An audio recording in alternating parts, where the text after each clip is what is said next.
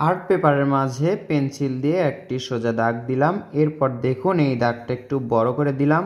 এরপর এই দাগ এটার সমান করে দিলাম। এবার দেখুন নিচে আরও একটি দাগ দিলাম। কীরকম কতটুকু দাগ দিয়েছি আপনারা কিন্তু বুঝতে পেরেছেন। এবার দেখুন এটা এটার সাথে মেলাবো এবং এটা এটার সাথে মেলাবো। সুন্দর একটি ঘর আঁকা হবে কয়েকটি দাগ থেকে। ঘরে অবশ্যই দরজা এবং জানালা থাকবে। দরজাটি আমরা এভাবে একটু গোল করে দিলাম। দুইটা চতুর্ভুজ দুই পাশে আঁকলেই জানালা আঁকা হলো। এইভাবে দুটি জানালা আঁকলাম। ঘরটি দেখতে কিন্তু দারুণ লাগছে।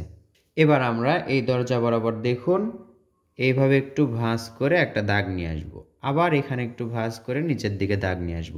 সুন্দর একটি রাস্তা আঁকা হলো। এই পাশে একটি সোজা দাগ, আরেকটা দাগ ডাবল করলাম, নিচের দিকে একটু মোটা করলাম। তাহলে এটা হচ্ছে গাছ।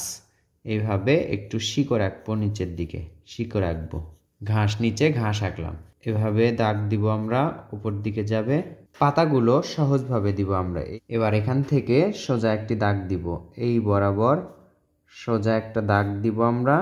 এই দাগের ওপরে আবার কি করব, এভাবে বাঁকা দাগ দিব, একটা ছোট একটা বড়। এভাবে করে আকাশে একটি সূর্য আঁকলেই দৃশ্যটি আঁকা শেষ হয়ে যাবে। সূর্যটি আঁকার পর পেন্সিলে আঁকা এই দৃশ্যটি কেমন লাগছে কমেন্ট করে জানাবেন। ভালো লাগলে লাইক করবেন, শেয়ার করবেন।